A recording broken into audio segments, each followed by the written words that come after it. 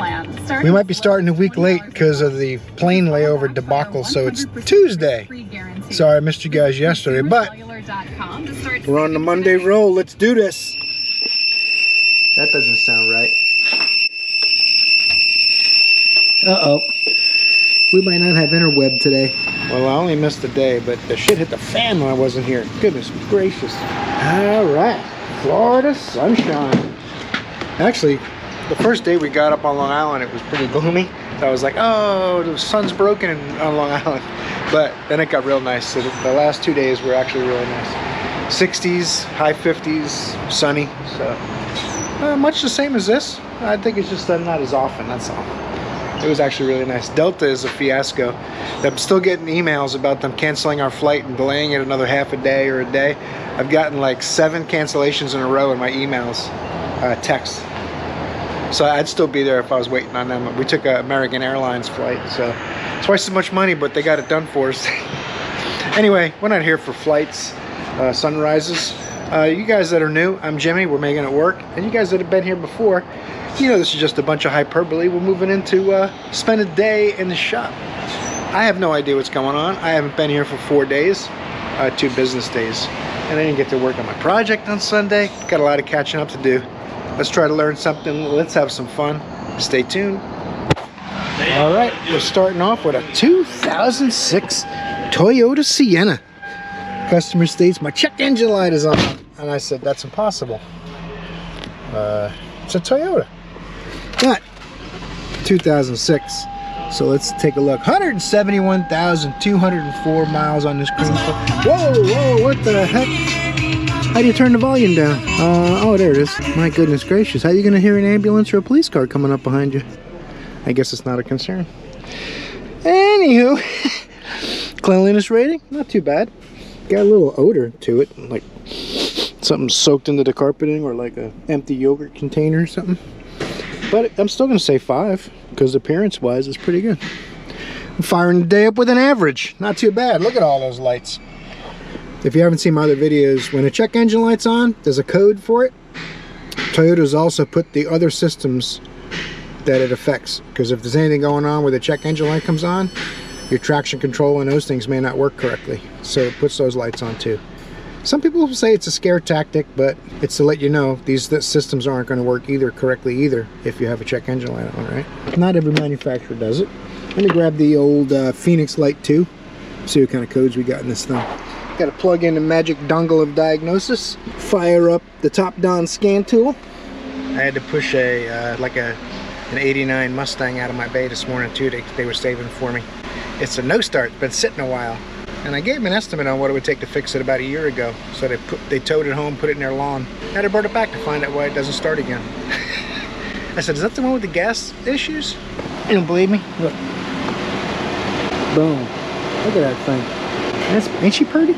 Mustang GT. I know they do love it. I don't know how much, though. We'll find out. This thing's still cooking. Seems slow, like it missed me and it's teaching me a lesson. Might as well do a smart scan. I mean, got to start off the week right. It's taking a while on an AC one. Uh-oh. I don't think it has automatic AC, so it's going to be gray. And it'll take a little longer because it can't talk. Oh! Wow, it just was slow. That's weird. See how fast the other ones are going? Leave it alone. Need some privacy. Alright, we sent Katie a report. And we got 6 PCM codes, or ECM, and 2 ABS. Uh-oh, purge flow, gross leak, purge flow, gross leak, purge flow, gross leak. So we got 2 current, 2 history, 2 pending for the same problem.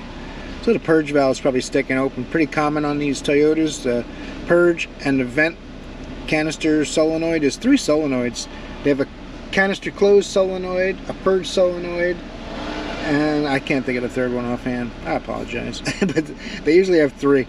One separates the tank from the system, and one closes the vent off for testing, and one opens and closes the purge for drying the canister, right?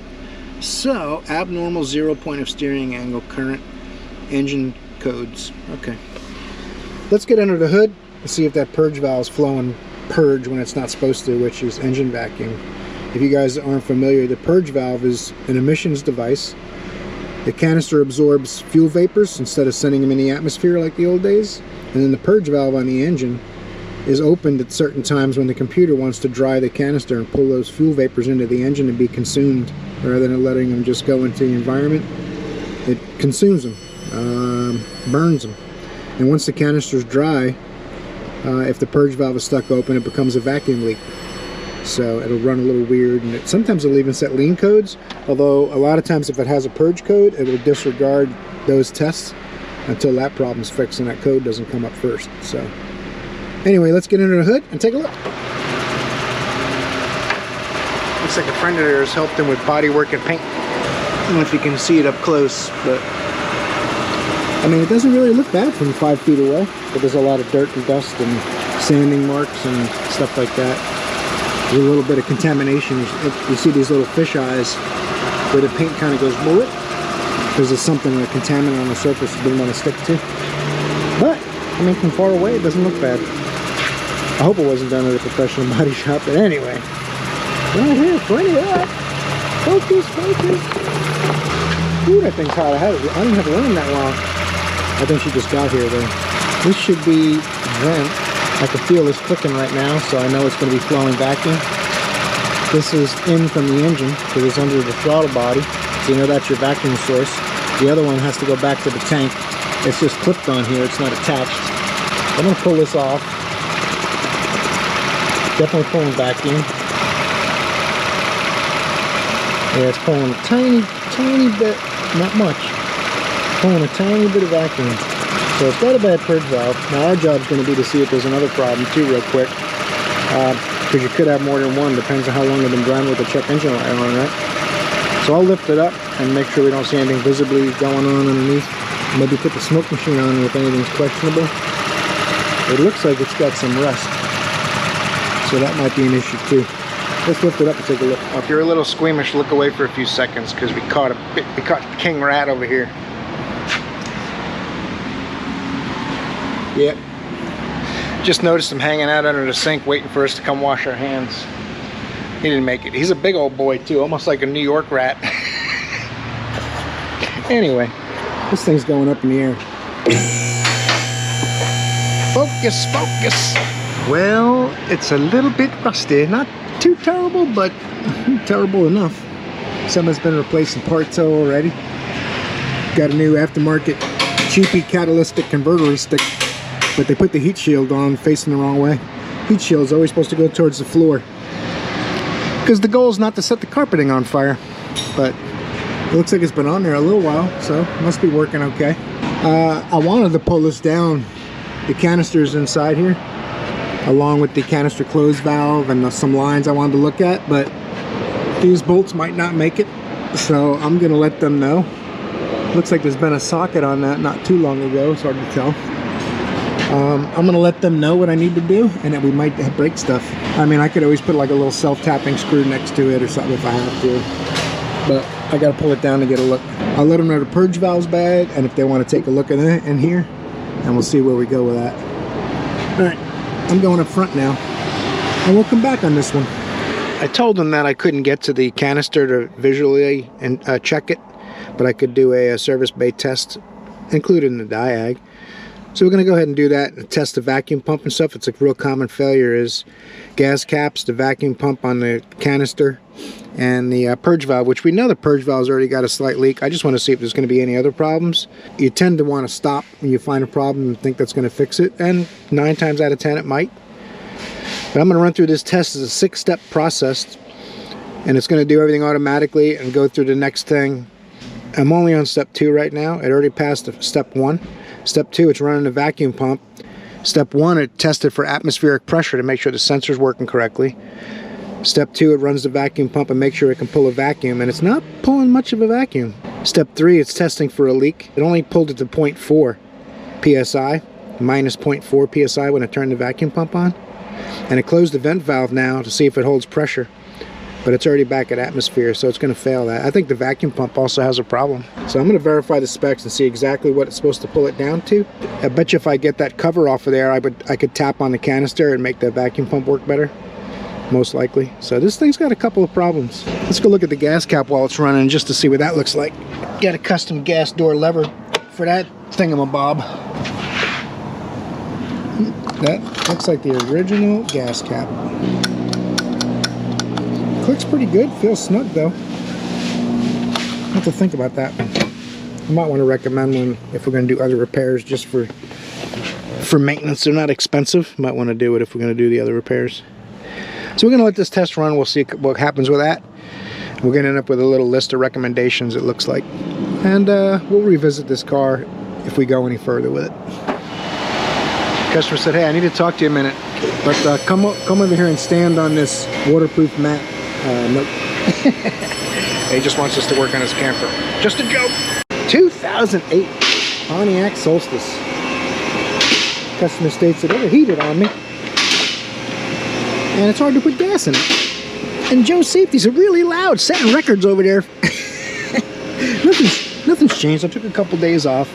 Things are still the same. 73,228 miles. All right, now settle down, you. Settle down.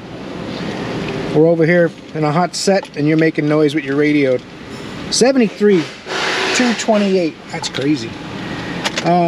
He said it overheated on him, but he drove it here. I'm gonna pop the hood, check the coolant level, see if maybe we have a leak. If I don't see any leaks, I'm gonna look for a fan problem or something like that.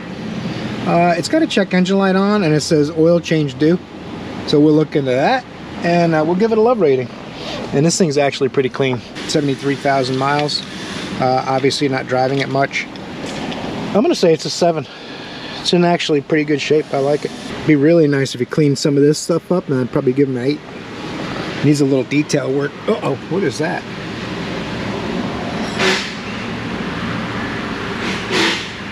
The needles in the cluster were just bouncing. That's kind of strange. A GM with electrical problems. Who'd have thought that was possible? Let's get the hood open before I have to go stand on that guy's waterproof mat. He said bloodproof, but I say, you know, more waterproof. This hood opens like a Corvette. That's how you know it's high performance. Oil looks pretty good. Maybe it just hasn't been reset. I don't know. Coolant is a tiny bit low, but nothing catastrophic. Let's get the scanner on this thing and try to run the fan. Uh-oh, we got codes. I'm going to have to send Katie a report. Then we'll go into ECM and put it in bidirectional fan control. The code is fuel tank pressure sensor performance, nothing to do with temperature. That is interesting. PPS, passenger presence system, internal electronic performance, communication fault, preload failure, communication fault, device, okay, I'm just going to clear these codes out and we'll see what comes back. Clear DTCs. My primary focus is on the overheating. They did ask about the check engine light, and I was assuming it might be a temperature related code, but it's a fuel tank pressure code. The PPMS codes are hard, so it's got an airbag light that's going to stay on, it looks like. But we'll go in here and we'll go into test mode, actuation tests, output control, cooling fan, commanded state, increase. I'm going to go to 50%. Fan's working, blowing the correct direction. I have seen someone will put a fan on them and then like a cheap aftermarket fan that was less expensive, and sometimes they don't have a connector. And I've had quite a few customers over the years that installed their own fan and wired it backwards, so it would overheat on the highway and be fine in town because the fan was pushing the wrong direction. So believe it or not, I have a habit of checking for that just to make sure the air is coming this way. So, well, it's got coolant, fan's working. That means it's thermostat related, or it does have a leak and they added coolant. So we'll lift it up and look underneath for traces of a leak, see what's going on. Rise, rise! Well, these tires, a little bit of dry rot, definitely some wear. They're not totally shot yet. You guys know you've seen way worse here, but this dry rot's no good. I definitely wouldn't go on a trip anywhere until I change those out, but I don't see any traces of coolant. That's a little suspect. Nothing wet though. Very strange how it's overheating. Maybe the fan doesn't turn on sometimes. Maybe the thermostat's bad. Usually there would be some kind of a thermostat code. These are pretty good about that. Usually when they're stuck open, they get mad. Maybe it's not going to set a code when it's stuck closed, but I'm used to PO 128s constantly on every brand. Actually, I've done them, but mostly Ford and GM. Interesting. All right. Could be some remnants here. I'm not the pressure tested. You know, sometimes they're easy and you spot something, and sometimes they're not.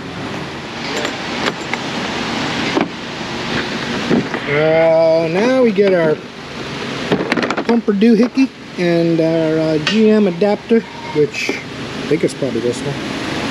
Let's see if it fits. That makes me a little bit sad. It's got to be the other one. What's weird too is they're both green. One's a brighter green, one's darker. I don't know why they do that. Whatever. That one fits.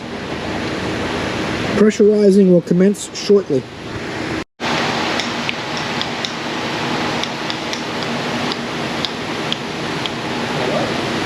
Give that a minute to come to a simmer, and then we'll start the next process in the kitchen. Very strange. I'm not seeing anything wrong, but it overheats. Could just be a gauge issue or a sensor issue too, but it would set a code normally. I'm going to keep playing around with it and see what we find, and I'll show you guys. The phone's ringing. Dry as a bone under here. I'm gonna have to run this thing and see if it actually overheats or something weird happens at the gauge or something. Remember that Subaru from last week I thought was here for suspension problems because of that left rear wheel? Apparently while I was away, Joe did a water pump and a radiator in it. Had a noisy water pump, but you can see the wheels cambered in like that. Very strange. He wasn't here for that apparently. So let's run this thing a little bit and see if we can get something to happen. It's been running a little while, 10 minutes, 188 degrees, and I noticed something. It doesn't have a temperature gauge, so I don't know how it went in the red. So it appears like not much has changed in the couple of days I missed in the shop. I'm still trying to get in touch with Paul Harvey. We may need to have a seance, because they said the gauge went in the red. It doesn't have a temperature gauge. So I'm gonna let it run a little bit, let the fan come on its own, make sure I get hot air so I know the thermostat open, all that kind of stuff. I'm this far in already, I might as well make sure it doesn't get hot. And then we'll go find out what they want me to do next on it. I'm also going to look into that code for the fuel pressure sensor, which I'm assuming on this one it's on the tank. I can bring up the data and make sure that's not doing something weird. If it's open or shorted, it may have a wire touching somewhere or be disconnected or just have a bad sensor that goes open, which they do that too. So we'll bring up that data, I guess, while this is warming up, and see if we can figure that out at least, and then talk to Paul Harvey. Like a well-oiled machine. Got my engine speed, fuel tank pressure sensor, pressure and voltage, and we're playing with that a little bit, see what it does, and it is doing something. The voltage isn't changing much, although the pressure does. I'm not sure how this system works exactly. I have to go look up, refresh my memory, but it might just see what kind of current it takes to keep the voltage the same, that kind of thing. I could do a key on engine off real quick.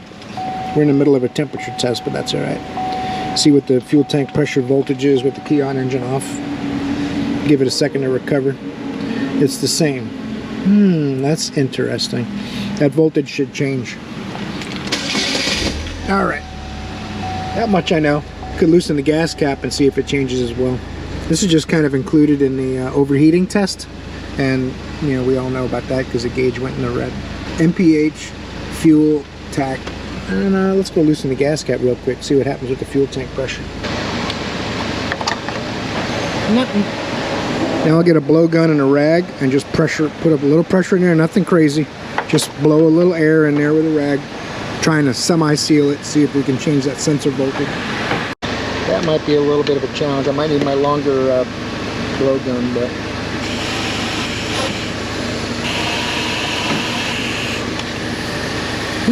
okay, no change.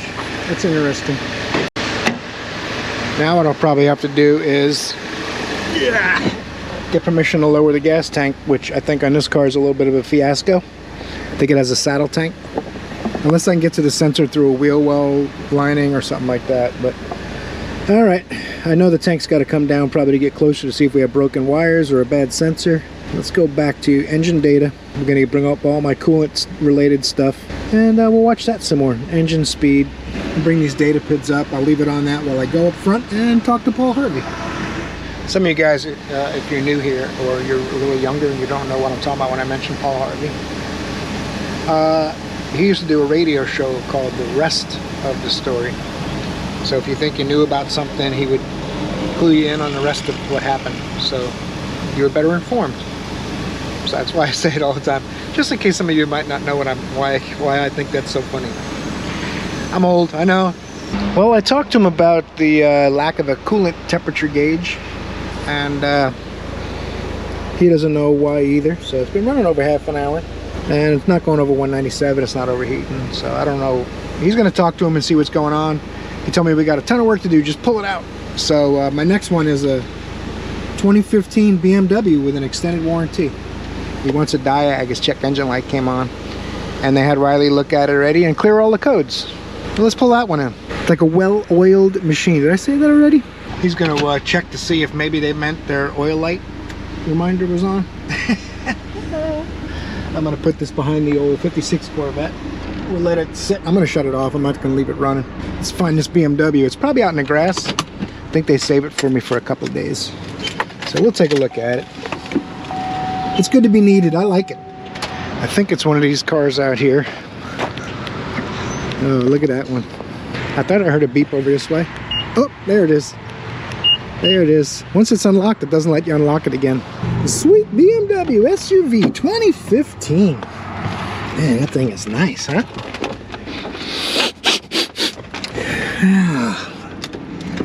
How many miles we got in this cream puff? Service due, 251,000 miles on this BMW. 619 to be exact, 51619. That is about the life expectancy of your average BMW. If you guys would like a love rating, I'm just going to give it a quick glance here and say 4. So, get it in the shop, see what's going on. Apparently, I didn't find out till just a second ago that Riley printed the codes at least before he cleared them, which is good. All of the codes were lean codes, like vacuum leak type codes or mass airflow skewed kind of codes. Superman, Superman, able to leap tall buildings in a single bound. Hey man, this car's coming around, will you? Joe did a radiator and a door latch so far this morning. I can get my scan. Oh, feels like it's definitely got a vacuum leak. It's running rough. Throw and park, and we'll pop the hood, take a look around, and grab the scanner and all the necessary stuff. Oh, that's cool. I like the overhead camera technology. Let's take a visual under the hood and grab that Phoenix Light 2. Ooh, where's the engine? I need tools to get to the engine covers and see if I can find a vacuum leak or something. You know what I'll do? Bring up the scan data instead and just see what the trims look like, and bring the engine off idle and see if the trims get better. Then I know it's some kind of a vacuum leak problem we're dealing with. Let's do that first. If it was real easy to get to that engine, I'd take a visual first, but since getting to the engine might take a minute or two, it's pretty easy to do this and at least see if we're looking for a vacuum leak in the first place. We'll get these two chatting and we'll see where we're headed. The scan tool and the BMW are battling. It was mad that I had the ignition on doing a scan. It said turning off the ignition and everything went blank. So it meant it. And then it turned it back on, which is where we were in the first place. So I don't understand it, but hey.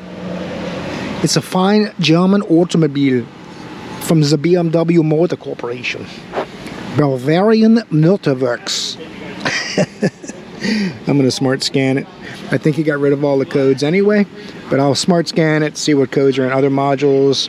Probably some voltage related codes, like you guys know. A lot of European cars, they'll have all kinds of battery related codes if the battery's even borderline or was replaced recently and they weren't cleared out. And then we'll bring up fuel trim data and we'll see if we're definitely looking for a vacuum leak before we pull all the engine covers off. Look at that. Not a single code in anything. Oh, Ethernet. We're not worried about that one. All right, you did a good job of clearing all the codes. Let's head into the ECM. I'll bring up some data PIDs and we'll see what those look like. Well, I got some data PIDs to check the mass air, target voltage and actual voltage. Definitely got something going on with fuel trims, and I can hear a squeak under the hood. That's not good.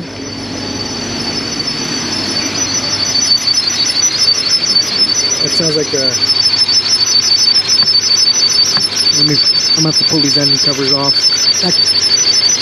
That could be vacuum related or a bearing. It's really hard to tell what kind of squeal noise that is.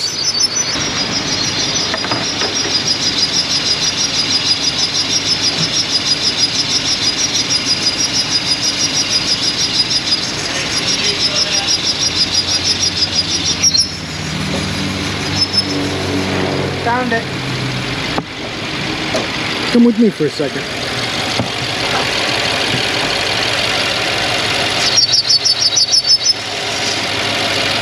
That's his noise and his code. That shouldn't be too bad. Let me let him know that we're going to need to get that breather. Looks like it goes from an intake hose over to a valve cover. Have to find out exactly what that's called, and I'll probably have to order it from BMW. I'm not going to try to make something like that, so we'll see what happens with all that. And he wants to have it go through the warranty company, but they usually don't cover like the first $500, $800, whatever your contract's for. So we'll see on this one. Just want to show you guys real quick what that hose looks like for this BMW. Look at that thing. It's not just a quick vacuum hose repair. Uh-oh. Alright, BMW's out in the grass with the others. He's got a fuel filling problem too on this. So I'm going to take a look at that real quick before I move on. See if it's a clogged vent solenoid or vent filter or something like that. So I won't need to lift anymore. He did say it overheated, and it changes the dash to show you a digital temperature gauge that was in the red, and it said 216 degrees, which isn't really that hot. So we'll look into the fuel filling problem, and then we'll have to run it some more and see what it does with the temperature problem. I'll show you guys I started making this piece yet. Got a little ways to go. Anywho, they want me to start on the F-150 with the rusty valve covers, if you guys remember. Someone built a fort. Someone's got a fort. That's cool. I remember those days. I don't know if you guys remember this one. From a few weeks ago. Had super rusty hardware. You couldn't get the coils out. All the bolts were breaking. They tried to do it themselves. They got some used valve covers we're going to put on with all the hardware and stuff, because new ones are back ordered indefinitely. I'm going to pull it in and start on it. The parts aren't all here yet. They told me that the one valve cover's here, the other valve cover's on the way. We should get it today. They have it promised for 3 o'clock tomorrow, and I haven't started on it, and everything's pretty rusty. So wish me luck. We'll see how it goes. What we can do is try, right? You guys know. I don't have to explain it to you probably.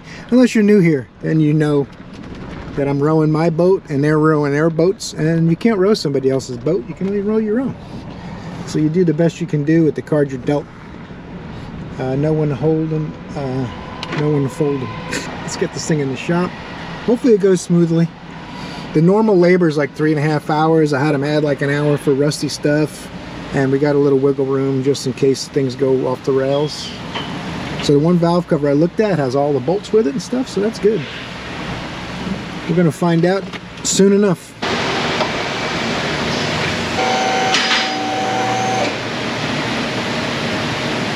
Oh, now I can see. That's way better.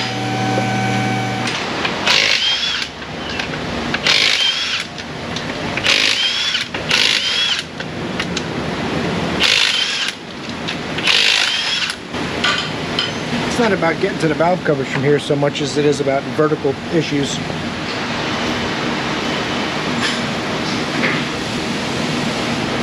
Put some deep grip around in here somewhere and see if it'll help a little bit. Shouldn't hurt, that's for sure. I'm hoping I can just break the heads off the bolts and then spin out the remnants of the bolt from the head, because the problem isn't that the bolts are frozen, it's that the heads are rusted off. We'll see what kind of shape the threads are in once we get the valve cover out of the way, I suppose. I gotta take this air snorkel out of my way. A couple other little things. Oh, the oil cap's on backwards too. We'll fix that too. We're going all out. Look at that thing. That's something they're putting out on backwards.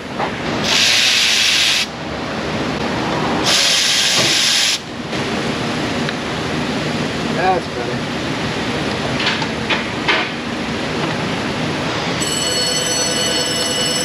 Just a vacuum booster hose. So I'm just going to pop this out of my way. The phone! It's ringing!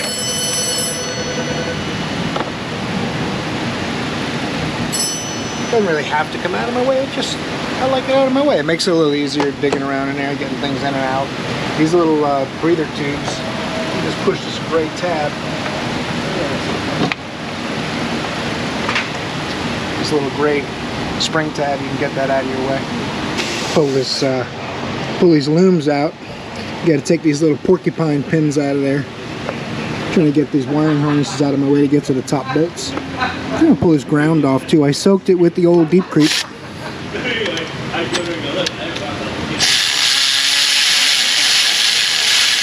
Uh-oh.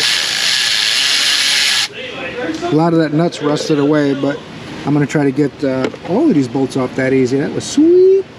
I don't think that's going to happen, but we're going to try. Get some push porcupine pins here under that harness, I believe. I can slide up out of the valve cover. I'm using my special porcupine tool. I think this valve cover is getting pretty close. I'm gonna have to try to get this wiring harness and just hold it out of my way when I lift the valve cover on and off, that kind of thing. But everything else is out of the way. I'm gonna take the 4 coils off next. We'll see if they come off without too much fuss. And I don't know if they got new coil bolts, but those are fairly common. I think they're like an inch long, 6 or 8 by 125 or so. Medium thread metric is 1.25, fine is 1.0, and coarse is 1.5 or 1.75 in some cases. Or is it the other way around? You guys tell me in the comments. It's the other way around? I don't remember. Something like that. Anyway, let's get an 8mm and see if them curls come out of there. Yeah, I think it's the other way. I think it's threads per millimeter, so 1.75 is almost 2 threads per millimeter, and a 1.0 is 1 thread per millimeter. So I think the higher the number, the finer the threads. You guys tell me, am I right or wrong in the comments? Where's my 8mm? There it is. First one. Uh-oh. Doesn't even fit on the bolt. And the phone, it makes the phone ring apparently though, that's good.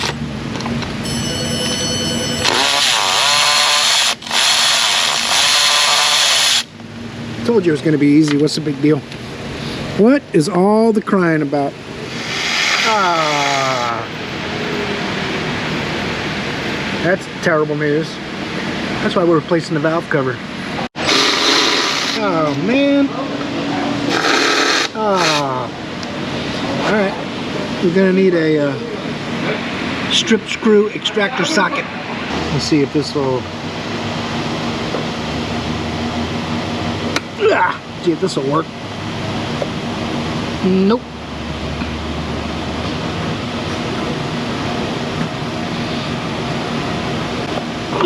That's terrible. My little extractor sockets don't go that small. They stop at like 10mm. All right, let's see what else we can come up with. All right, Joe's got this sweet gear wrench set of extractor sockets, and I'm gonna try it and see what happens. These shouldn't be crazy tight. The threads aren't bad either. If I just get them to turn, maybe it is tight. Wow. It turned it. Nice. Hopefully it doesn't make it worse when they're broken off, because I guess they're rusted pretty thin at the top. Now some of these bolts are almost entirely gone. So luckily this set goes in between sizes. Once you crumble the rust away, all of a sudden it's too big. But we got a lot of sizes in this set. So we'll see. Come on. Oh, there you go. What's the big deal? Come right out. They come right out. Well, that one did. These other two, they don't give you, there's like nowhere to pry here, and I don't really want to pry from the connector and break them. I try to probably reuse these coils unless I see a problem with them. But if I hurt the valve cover, we got new ones, or junkyard ones, whatever. there you go. There.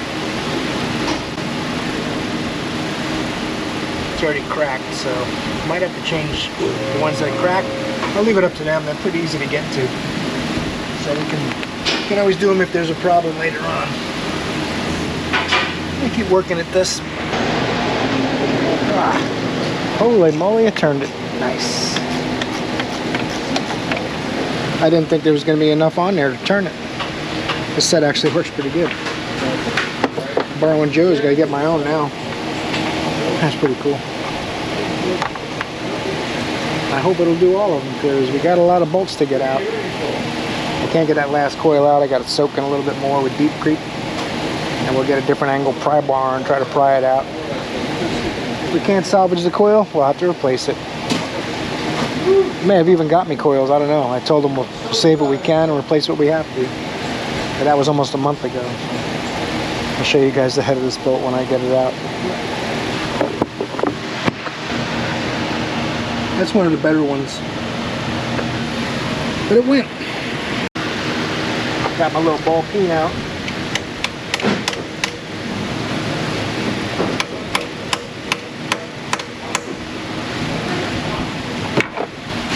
Do it without the adapter first. Use a 3/8 ratchet, hand ratchet, my little icon. I don't think that's turning. Nope, stripped it off. Alright. I even got it hammered on. Oh, the head of that bolt's almost gone. We'll see if the next one's smaller, we'll grab it. The next one's smaller, doesn't fit at all, so I'm just going to put an extension here just so I can hammer it a little better.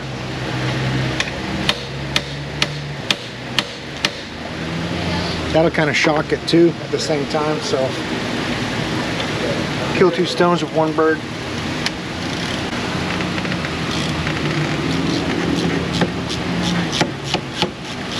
Got it. I'm doing the easy ones first to get my confidence up. To lull yourself into a false sense of security. The ones on the bottom are the worst, but they're actually so bad I might just pry the valve cover off of them. The thing is, the way they design these, the bolt kind of catches in the valve cover. It's like threaded into the valve cover. It's gonna mess with me pretty bad. I have to find a way to get those bolts out.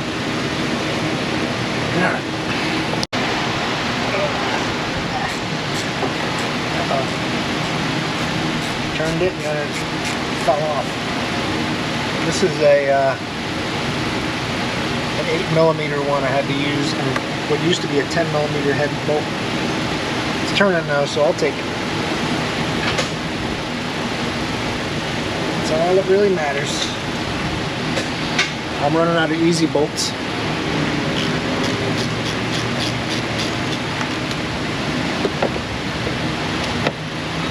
I go to the 3/8 when I got to use a 9 or 10mm. Well, the other 9 and 10mm one. This is 3/8 size and a 3/8 extension and 3/8 ratchet. And the smaller ones I got to go to all quarter drive. But if they come out as good as the first 5 did, I don't care how many ratchets I got to switch. But like I said, the bottom ones there's no head on them basically. I might have to drill them or get a cut-off wheel. I don't want pieces of the valve cover going down in the motor, because then it'll go from a tune-up to an engine. That would be bad.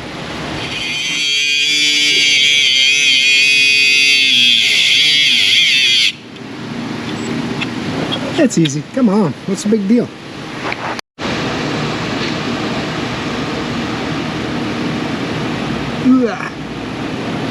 Well, kind of turns. This one I haven't broken loose yet, so might need a full-size screwdriver, and I'll put a flat blade on a 1/4" ratchet.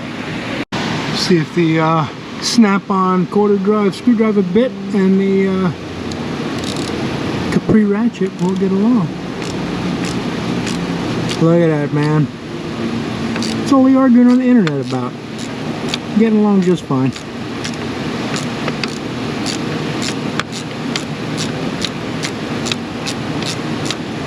I hit the screw with an air hammer first, trying to chisel it loose, and it loosened it. but it also bent it slightly.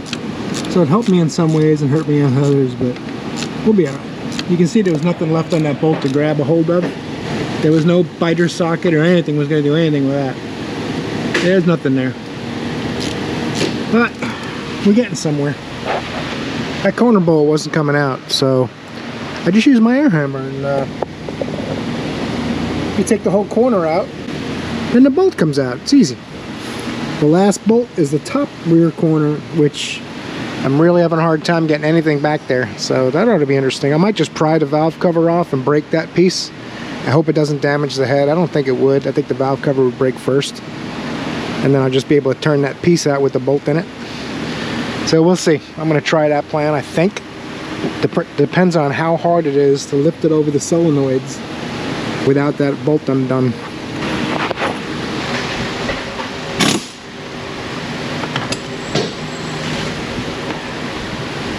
It's turning. It's not happy about it. Got air hammer to do valve covers. That's cool. That gear wrench set worked really well. But something fell. Where'd it go? You guys see where it went? Oh well, I'll find it.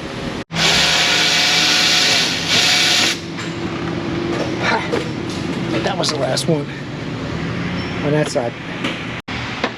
Well, that's terrible news. There's 3 bolts on the back, not 2. So there's one more. I was going to try to get it off tonight, but that's not going to happen. I'm tired, man. That valve cover job is kicking my butt. I appreciate you guys watching today's video. I was really trying to get that valve cover off today before I finished up for the day, but I thought there was 2 bolts in the back, and I'm trying to tug it off, and there's a middle bolt.